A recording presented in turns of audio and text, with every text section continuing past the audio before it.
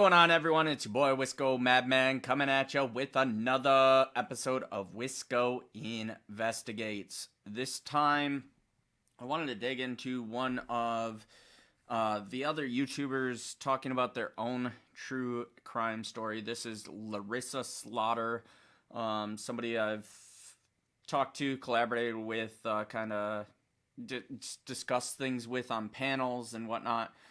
She has posted a while back her personal reason for getting into true crime. Not just a reason for getting into true crime, but actually some stuff that happened to her. As she puts it, my true crime story, I want justice. There's really not much else to say other than let's go ahead and jump up in this and I'll give you my thoughts along the way. Hi everybody, it is Larissa Slxughter here, and I've been wanting to make this video for a very long time. I've been wanting to talk about this for a very long time. So I'm actually on a green screen here, just because the background sometimes gets really cluttered, so I just wanted to clear that up. So I've wanted to make this video for a long time. I've actually wanted to talk about this topic for a long time, and it's actually very therapeutic to me to put this out there, not only for me to heal, but for awareness, to possibly help somebody else going through a similar situation. I do want to say it's always healthy to talk to other people and sometimes even vent it in video form, whether or not you release it. I think each and every one of us has things on our mind and things that have bothered us and reasons why I can't think of a better word to describe it, so forgive me for the way I say it. I think it's a little crude, but the reasons why we're damaged. I myself have my own past, my own issues that I've dealt with different things, and I've vented about it here or there throughout videos. So Larissa, definitely I think a healthy way to handle it, to discuss and let it out there, not feel like you're just holding it in. Be transparent with your viewers in where you come from and why you're interested in true crime. I respect that. And to show you guys how crazy and shitty our justice system really is. This is also the reason behind why I do true crime. Well, a majority of it, at least. I've been passionate about it since I was a little kid. Same. But because of this near-death experience that I had, I got a second chance at life. And again, I have said this in videos before. She says a near-death experience. Wow.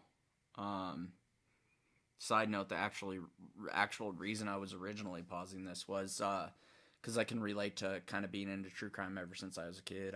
I remember growing up before my parents got divorced. Like, I remember kind of being around when 2020 was on or Dateline was on, and I know my parents were kind of into that kind of stuff, and post that, like, towards my adult life, I've been quite interested in many different crime type shows, Criminal Minds and stuff, and true crime stories and different things, like all the criminal thinking type things, the dissecting how criminals think is stuff that kind of fascinates me in my free time.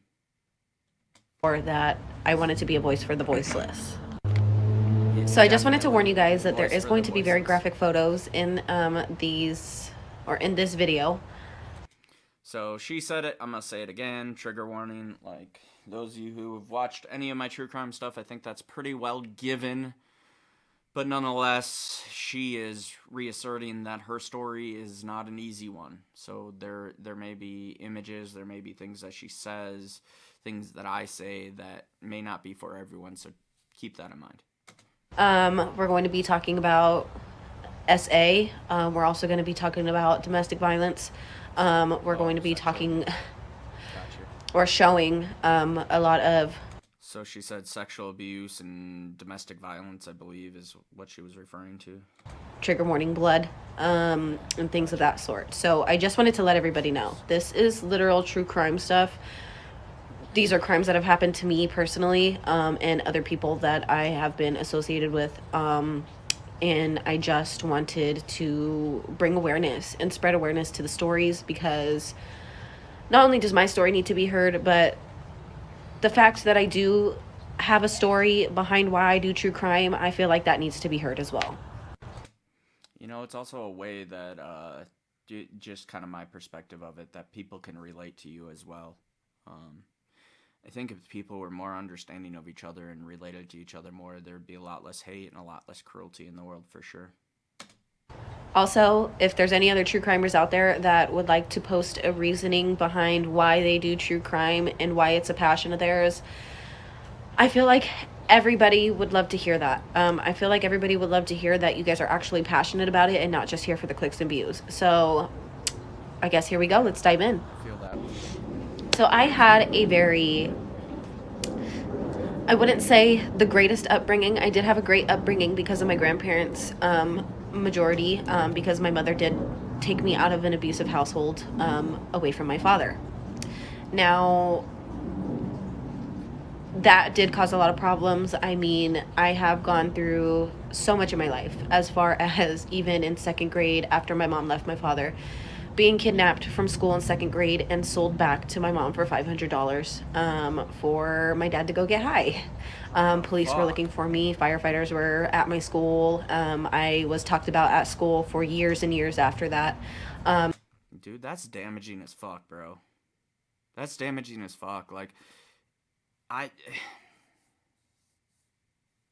I can't remember what I have told and what I haven't, but let's just say that when I was kicked out at some point with my dad and we were living at my aunt's, like, this was around seventh grade, and I can remember being in algebra class and, like, my mom, like, pulling me out of algebra class and, like, crying hysterically and shit, like, freaking the fuck out. I don't even remember the specifics of it other than the hysteria of it, but, like, we're out in the hallway and, all the kids could see that shit, dude. You really get people judge you for that shit. Not that in my adulthood I don't really care about judgment anymore, but as a kid, that's very socially damaging. So I can relate, Larissa. I can relate for sure. And it was just really embarrassing and hard for me. So my dad would actually always drive past our property. He obviously knew where we lived and everything like that. So he would constantly drive back and forth. My mom had a restraining order. She would always call the police. The police would let him out literally hours later or the next day. And for me, that made my life a little bit more difficult because my mom had stricter guidelines for me growing up. So I didn't really get to experience very much.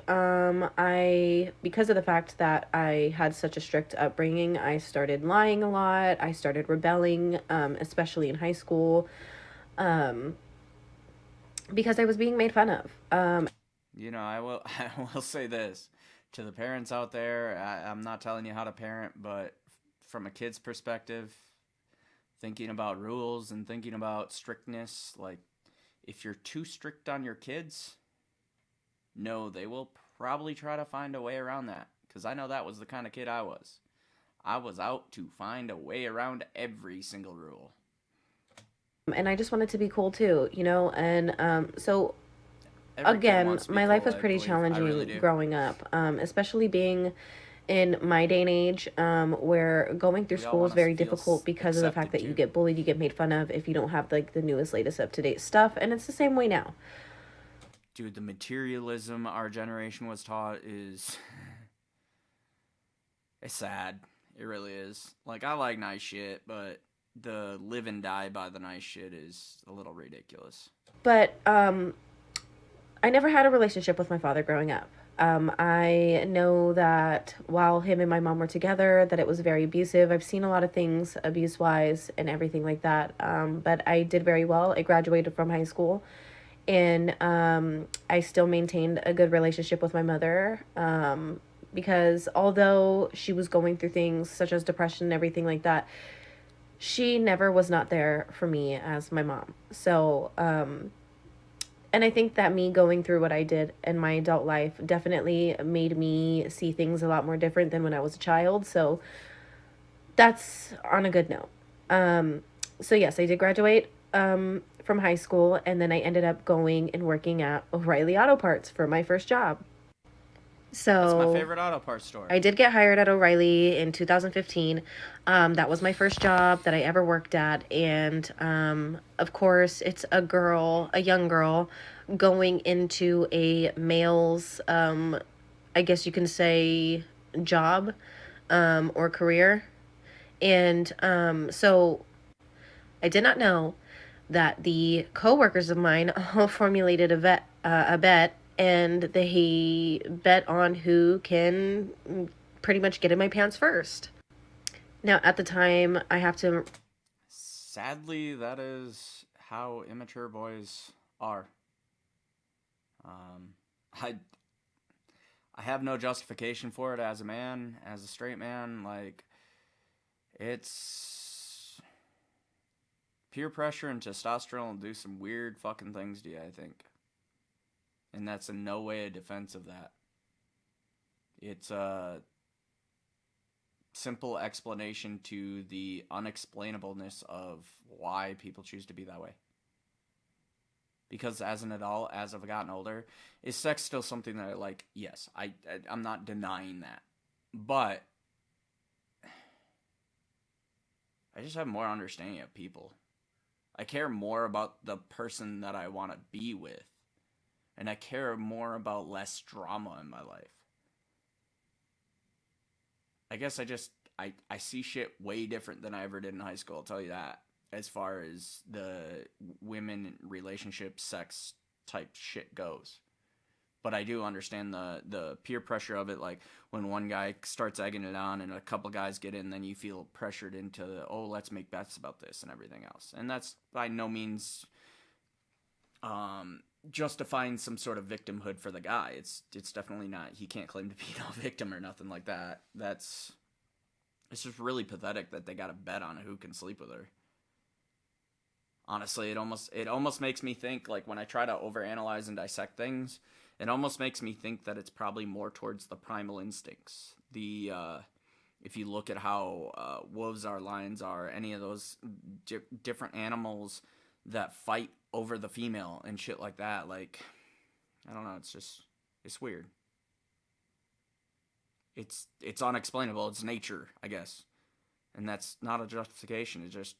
It doesn't make logical sense. Remind you guys that I never experienced anything in high school, never had a boyfriend, never kissed anybody, never did anything like that. So Shy girl. when I did fall for my son's father, um, that was my first experience in everything. So I did fall for him, not knowing about the vet. He lived down the street from me. We ended up hanging out, and the rest was history, kind of thing. I will say this for girls out there that would immediately trip their trigger or get pissed off about finding out that there was a bet on it and stuff like that. The origination was in bad faith or was wrong, but each situation, I guess what I will say is that doesn't automatically mean the guy doesn't care about you. You got to take, for instance, what may have developed in the future, because I know for all of us, including me as a guy and other guys out there, like, we all hold things. It's hard to get over certain things that happen to you or certain things that other people do to you or whatever. Like in this case, guys betting on who can sleep with you. Like, it's hard to get over that, no matter if you found out 6 months or a year or right away or whatever. It's hard to get over that. I mean, if you find out right away, I could definitely see that a relationship wouldn't have developed. But if you find out 6 months, a year, whatever, after there's been significant feelings developed, like, it's hard to let that kind of shit go. But you gotta look at each case individually, I suppose.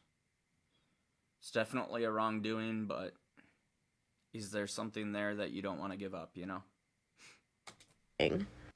I thought the guy was a sweet guy. I thought he was a great guy at first. He really, really did deceive me, though. So I just wanted to warn you guys that this is where things are going to start getting pretty graphic. This is where there's going to be graphic imagery. So if you guys do not want to see that, I would definitely close out the video. And this is the point where my analysis is probably going to change, assuming that, things took a turn for the worst. You know, you guys might have thought up to this point that I was defending anything. That was not my intention. But I'm just trying to look at things in different ways, and yeah. Everybody looks at something different, and a lot of the time, you know, I know in my situation, guys, you know, me, I'm like, I wish I could understand how women think. And it's funny because when I look at any scenario in relationships, um, from like my friends trying to date and stuff, I'm usually really good at analyzing and giving advice. But when it comes to my own emotions and being in my own relationship, I have a hard time making a read on the other person. I have a hard time, you know, emotions seem to get in the way. So when I do make these different mentions, it's almost as if I'm trying to give my perspective because maybe it'll help somebody somewhere. If they overanalyze like myself, maybe it'll give them some peace of mind to understand how another person is thinking. Video now. If you guys do, stay tuned because we're going to go on a ride. So like I said, my son's dad definitely deceived me. I didn't think that he was going to turn out to be the guy that he was. And see, that statement right there clarifies that in each individual case you have to make your own analysis. And obviously in this case, I get that she made the analysis that he drastically deceived her. 2015, I'm 18 years old, fresh out of high school. Brand new job, working for the first time in a male industry. And I trusted him. The male industry is a tough thing, I can imagine. Again, I did not have a father present. So, I guess you could say daddy issues in a way. First couple weeks of the relationship were great. I almost think, and I mean, obviously there's more psychology to it. Daughters and daddy issues and sons and mommy issues and whatever. You know, in my case, I guess some may make the quick judgment that I have mommy issues. But I guess what I'll say is I think any parental issues or any parental shortcomings maybe is the better word. I like that, shortcomings. Any parental shortcomings definitely have an effect on the kid and have an effect on you as an adult, for sure. It's especially when it comes to relationships, because I would imagine that for just about anybody, your parents are the ones that you try to look to for relationship examples or advice. I really can't complain about the first couple weeks. I mean, we went everywhere, we did everything. It was so much fun. Now, a couple days before Thanksgiving, I had already met the family. The family had invited me over for Thanksgiving, and a couple days prior, my son's dad came home from work, and he was extremely upset about something that had happened at work. I don't know if he got in trouble or what it was. I never actually fully knew the reason for why he was so angry. All I know is that when he came home, I was done cleaning his room, and he pushed me against the wall into a basket, and I just didn't know what to do. I didn't cry. I was kind of speechless. I remember going home and I told my mom, hey, like this happened. And she ended up going to his job, or our job at the time, and confronting him about the situation and pretty much threatening him, because that's what any good parent would do, would be like, hey, if you ever put your hands on my daughter again, you know, type thing. I did not know about the transaction between my mom and my son's dad at the time. So I ended up going over for Thanksgiving, and he was laid up in his bed under the blankets with the door closed in his room. I was wondering why he wasn't out mingling with his family. I went into his room to go see what was going on, and he got up and he looked me in the eyes and he said, how could you fucking tell somebody that I did this to you? He threatened me, and then he beat the living shit out of me. He ripped my hair, threw me down to the ground, sat on my back, and punched me repeatedly in the back of the head while banging my head on the floor. I would say I was in there for maybe an hour and a half to 2 hours being beaten on Thanksgiving while his family was in the kitchen, in the dining room, eating Thanksgiving dinner, and I was in the room being beaten in the back of the house. Before she even tops it off, which is what I think she was about to say. Wow. Like, bear with me, guys, because if you guys have watched enough of my videos, my wording might not always be exactly what I mean. I'm gonna try to be on point with this because it is sensitive to me and it is important to me to give the proper thoughts in this case because I've associated with this person and talked with this person, Larissa. So I want to do her justice in putting my thoughts out there because I don't want to come across as disrespectful in any way. But it's one thing to beat a woman, to do domestic violence and everything else. That's horrible. It really is.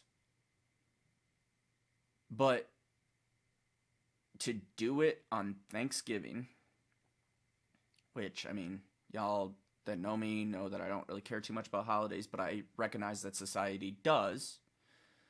That's my own history and shit I went through, but regardless, I'm concentrating on this.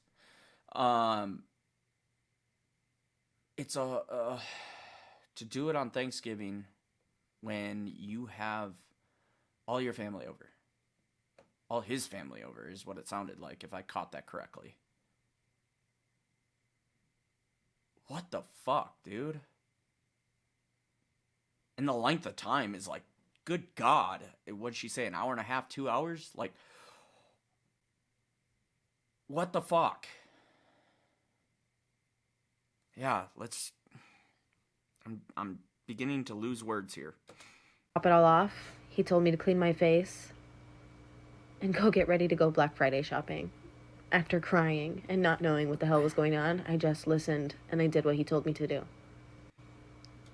What the fuck? Like, again, I know I was gonna let it keep playing, but it warrants a response. What the fuck, dude? Like,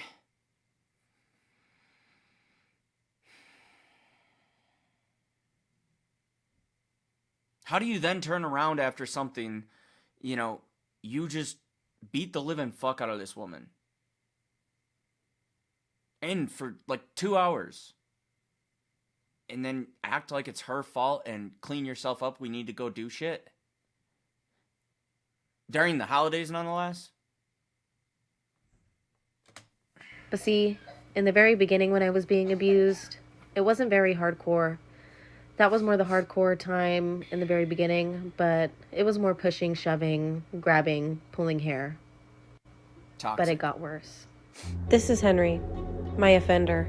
As you can see, I obviously trusted him and I loved him. He cheated on me with another woman. I walked in on it in the bed that I bought us. Shortly after this, I fell into a deep depression. I ended up having to check myself into a mental hospital. I never ever felt like this. I didn't know what was going on with me. I knew that I loved him and I wanted to be with him. I just didn't understand why he was doing the things he was doing. I interrupted her in the middle of the sentence there, but you know how I do these reactions, these thought processes, when things come to mind, I need to pause, I need to say it. It's like, I mean, it's obviously major, but it's like lovesick. And not in the cutesy, little bit, breakup kind of. No, like, this is like major, like truly physical symptoms, lovesick. Like, the shit was fucking your ass up. And I'm sure, like, whatever damage your body had from the actual abuse didn't, only made it worse. Doing to me. I was hurt. I was broken. Only 2 weeks after being released from the psychiatric ward, I ended up finding out that I was pregnant. We ended up having our baby after getting back together, and I was happy to be a mother. I will tell you guys one thing. Even though I was pregnant, the abuse never stopped. I still continued to get beat throughout my pregnancy. I worried about my... How the fuck do you beat the mother of your child while she's pregnant with your child? Like, not excusing normal abuse or abuse without pregnancy. Normal's not the proper term for that, I realize. But she's pregnant and you still beat her? Like, what the fuck is wrong with you, bro? And bro is simply an expression. You don't even deserve that expression.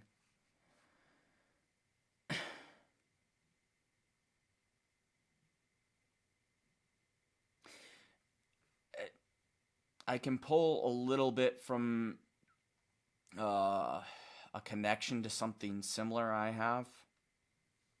One of my exes that I was with, no, I did not do anything. But one of my exes had gotten out of, I was with her when her daughter, like, was 2 months old and on to, like, somewhere around a year old. And her daughter's father was the same way. Beating, pushing downstairs, like, the kind of shit that just aggravates the living fuck out of you, man.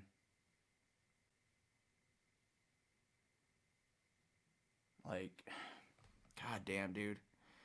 My baby night and day, wondering if my son was going to... So what I was gonna say there is just, like, the reason I bring that up is you're not alone. I mean, you should be aware of that anyway. Unfortunately, this is not something that's uncommon. Domestic abuse seems to be very common from my knowledge. But nonetheless, I want to let you know that you're not alone.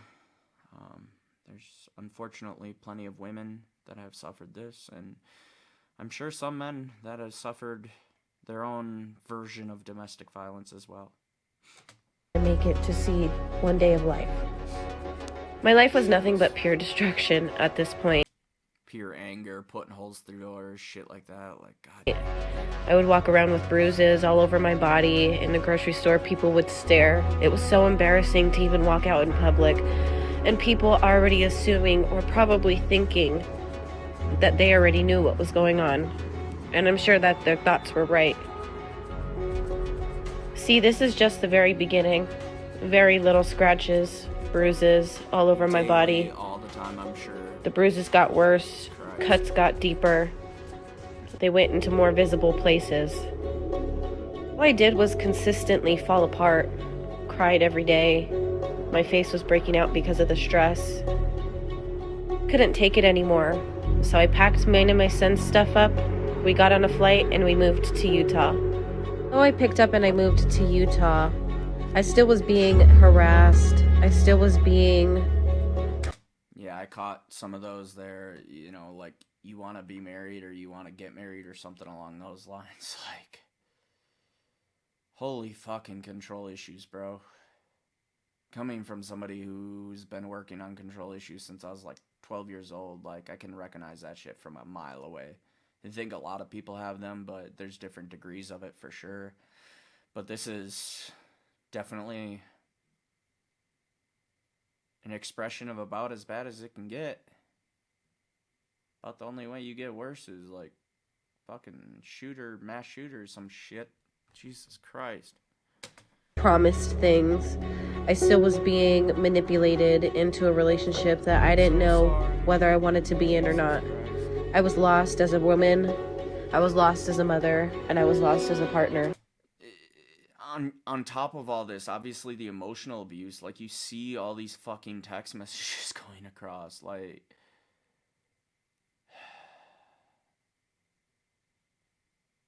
god damn, dude. Everything that I once was just lost. After all the picture I'm getting here, like, from the text messages added to, like, the abuse and everything is the I'm sorry, I'll change type, and, you know, maybe I'm formulating a theoretical story in my head of what's going on here, but it's... You stick around because you hope the person will fucking change, and they keep on promising you, and you have all these emotions, all these feelings, like... It's a fucking mess, bro. Crazy text messages after all the manipulation, he ended up coming to Utah with me. And let me tell you something, it got worse from there. The thing that I want you guys to keep in mind. I want you guys to keep in mind the fact that in domestic violence relationships, they tend to isolate you from friends and family. And that's exactly what he did to me. Isolated me from everybody. Literally took 3 days. 3 freaking days for me to end up in the hospital with broken... Wow. I can't believe, Larissa, you made me think back to another part of my childhood. I overthink, I analyze everything, and you talked about in domestic abuse relationships that the abuser tends to isolate you from everyone you know, care about, your friends and family, that kind of shit. I think that's, yeah. I want to say 8 years old, but my memory's super foggy. But I remember my mom, domestic violence was a thing. I haven't expressed much about it, and I probably will. I don't intend to. That's something I think I'll keep to counseling if I ever have any counseling. But just know that there was, DA type shit in the house growing up, and yeah.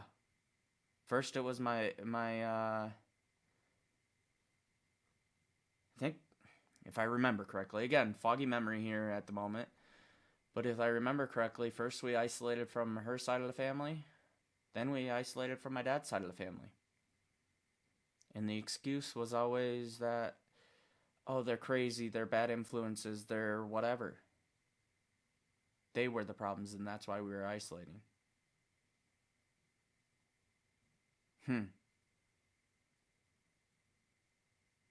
I learned something today, Larissa. Thank you.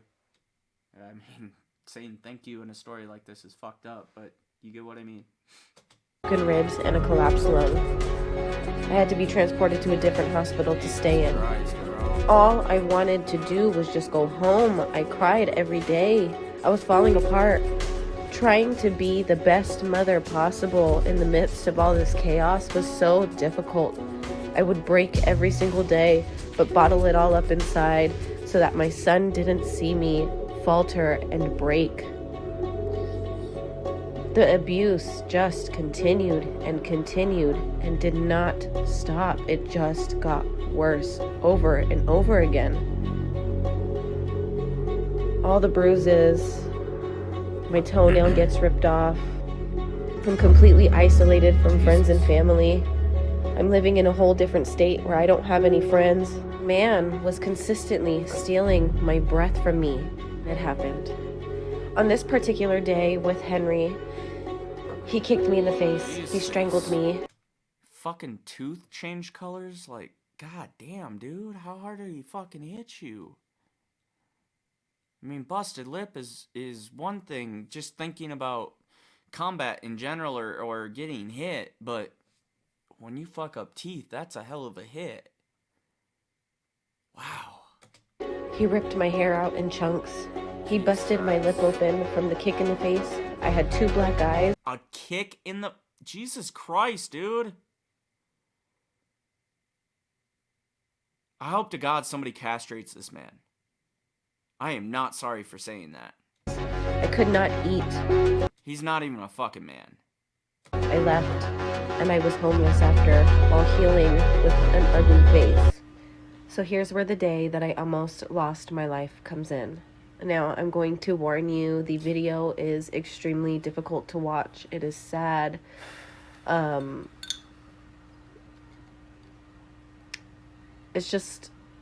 It's very difficult to talk about. It's very difficult to watch. It's very difficult to see. I'm just going to put a few clips up there so you guys are going to see a majority of it. Well, you know what? I'm just going to go throw all the clips up there because why not know in depth the full extent of what happened and how long I was up there struggling for my life. So again, if you guys do not want to see this, I would definitely click away at this point. I know you guys have already seen a lot, but I almost lost my life this day. So I just wanted to warn you guys before you continue on with this video. that it's going to be extremely hard to watch. Did you call? Alright, is it that building there? Oh, it's this one right here. Second floor, right here. Those windows. Okay. Are they still up there? Oh, yeah. Okay. We'll go. Thank you. Last night she was saying, like, where you hurting my wrist. Tonight she said, ow, you burned me. Ow, you what? Burned me. Okay. It's gonna be over here, Chris. Okay. North of you? Yeah.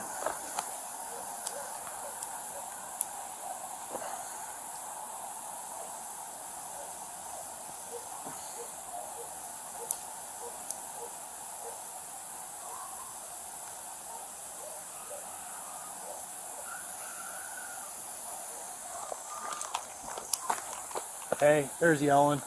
Active yelling. She's screaming bloody murder up there.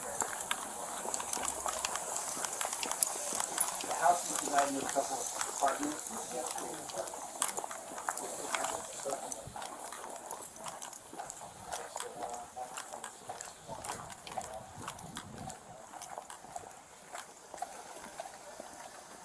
I don't know, but I just heard something.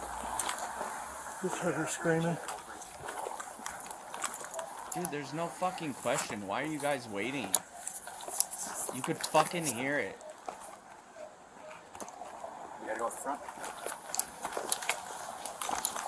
Who? Hey, next arriving unit, if they can go into the back as well, just in case this guy or whoever it is has to try and bail out back.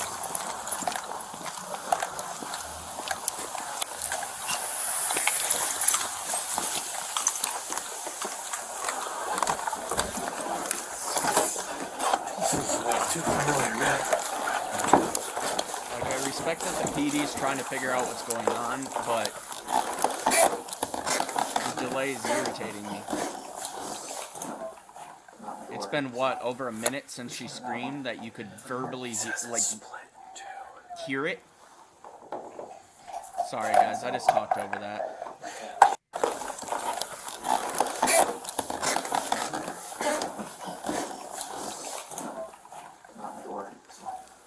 This one or that one? He says it's split in two. Oh, so one doorway is what he's saying. He said it's split in two somehow. I don't know how.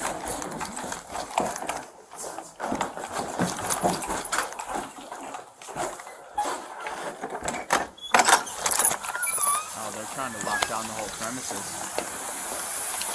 I see what they're doing. How do you get to the back?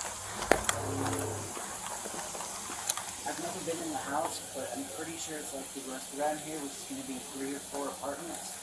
And the back is probably going to be, the upstairs is an apartment, either 1 or 2. I don't know. Send us in here. You got it? Which one? Breach. Dude, fucking go in. God damn. Hey, get my biscuit! Open the door! Solid pretty face! Oh, let me see him! Come here right now! You guys see him? Grab her, take her. Right here. Okay, who I else got is the in here, hallway. man? Hey, try to get info on Let that. me know. Who else is here? Solid City Police Department, if you're here, call out now! She mentioned the sun. Shit. Push forward.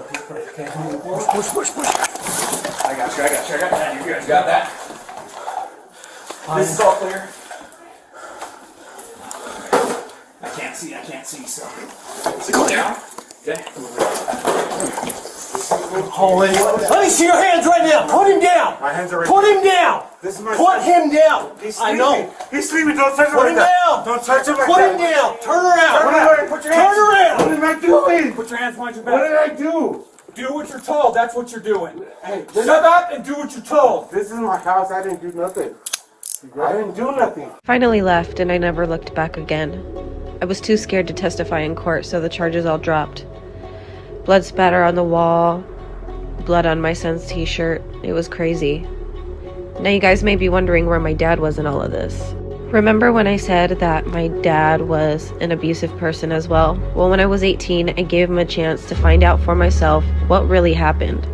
This is my father, Casey. Let me tell you, I never thought that I could be ever betrayed as an adult more than he had betrayed me as a child, but I was definitely wrong about that. When I left, we had nothing. We didn't have family, we didn't have friends to be with. So we ended up being homeless, and my dad just didn't like that, and he decided to lie to me and say that he was going to take my son out for the day. He would bring him back later in the night. He just wanted to get him out of the hotel room. But little did I know that he would lie and say that my son fell asleep, and me, not wanting to drag my son out late at night, said, okay, let him stay, I'll get him in the morning. I woke up to a message saying that he had given my son back to my abuser. Betrayed by not only my abuser, but betrayed by my own father, my own flesh and blood. Took away everything that I was living for, and that was my little boy. Man, I did not see my son for a total of 5 months. I missed his birthday, I missed Mother's Day with him, and I never gone a day without him before. That's where the story gets real crazy. See, I didn't know back in the day that my dad had sexually assaulted a woman, and his wife, the one that's photoed with him, actually testified for this girl who was her coworker and friend. He had several charges, and he still failed to register as a sex offender. He got to flee the state from Colorado back into California, and because of this man, my son went through abuse. 2 disgusting, abusive men, my father and my son's father. There was burn marks on my son's back when he returned home to me. He had a wound on his heel that had a sock embedded into it because it was so infected. My son never had cavities, and when he came back, he had completely broken teeth. And when a 4-year-old child comes home and says they want to kill themselves, is when I knew that he was abused by his own father.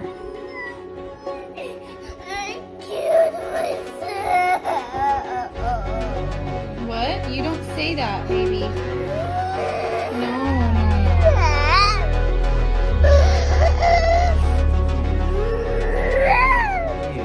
Case reopened. My abuser and I fought in court for a while, a little bit over a year.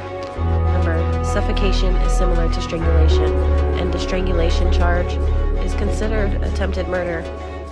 He only got 60 days and got let out early on good behavior. But the thing is, now he's doing this to somebody else, not only on probation, but now he's doing this to his current girlfriend. Our justice system has literally done nothing to help women like me and his girlfriend and children like my son, because they will let them out if we do not testify. But we are too afraid sometimes to testify because of the repercussions from the abuser. I have many issues with our justice system today.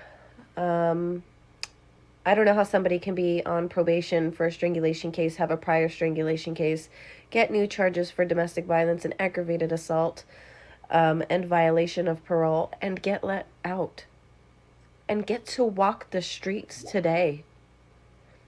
I do not know how somebody can kidnap a child twice, me when I was a child, and kidnap my son that's not even his own child, and get to walk free. And being a sex offender at that, and not even registered as a sex offender, and being on the run from a different state, and nobody has realized that? Our justice system needs help. The reason why I really got so into Kylie Rodney's case, and let me tell you this because it is so significant to something that I have been through. I know the feeling of having a child that has been gone and kidnapped. Except the difference for me is I knew that my son was with an abusive and dangerous person. Kylie's mom didn't. Kylie's mom didn't know if she was out with friends or she just stayed out later than she should have. She didn't know anything, and she did not grieve. She did not show any signs of emotional distress at all. Her whole demeanor was just completely off for somebody who has a missing child.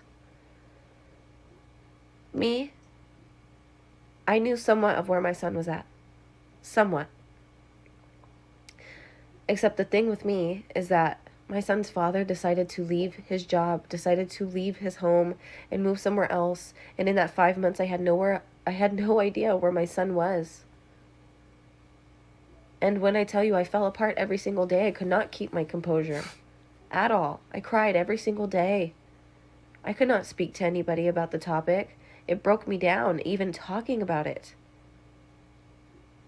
And in Kylie Rodney's case with Lindsay Neiman, there was nothing. There was nothing there. There was no feelings. So when I decided to do the Kylie Rodney case, I took my feelings from how I felt in my situation. And when I seen that mother not showing any care in the world for the fact that her daughter is missing, not showing any emotion for the fact that her daughter is missing, that is the reason why I decided to do true crime. Because that little girl was voiceless, and I got a second chance. And this is my story, and this is why I do what I do. Because I wish that our justice system would change. I want to spread awareness. I want to be a voice. I want to help people. So please help me do that.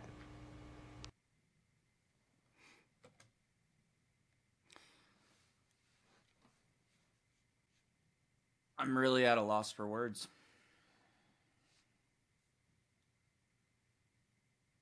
I think Larissa summarized it very well. I'm not sure how much of the emotion y'all caught from me. And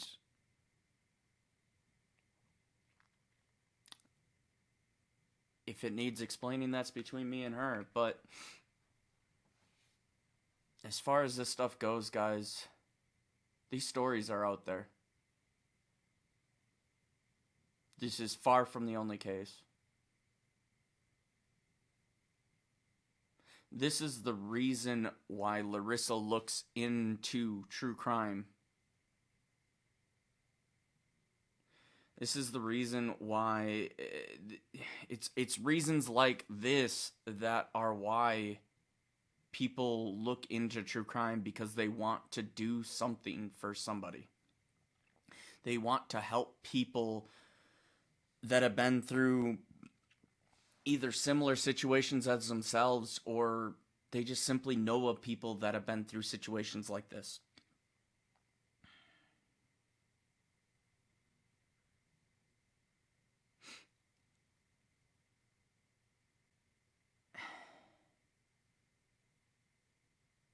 I guess what I'll say as far as in this video, my response to this is, Larissa, I'm sorry that this happened to you.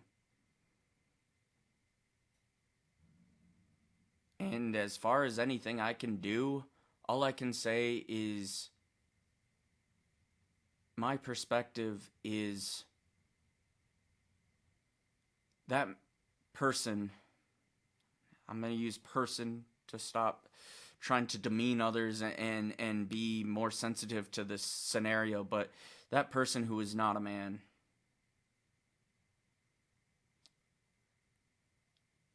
deserves a lot worse than what he got. And I'm going to leave it at that. This has been your boy, Wisco Madman. Thank you guys for watching this episode of Wisco Investigates. Please hit that like button to share this story, and please understand that any negative comments down below, any disrespect towards Larissa, anything that I deem inappropriate will be filtered on this video. Absolutely.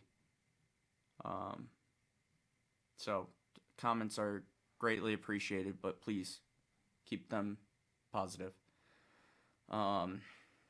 No disrespect whatsoever. So I understand outrage in comments towards what happened to her, but yeah, keep it respectful, please. And y'all, if you feel the need to share this video, please go to her profile, take her original video, and share it to whoever you feel needs to see something like this and needs to hear her story. Share it to other people who have been through similar scenarios so they don't feel alone in that scenario, and so they know that there's something needs to be done about this kind of shit. Thank you guys for watching. Thank you for your compassion, and I'll catch you on the next one. Peace.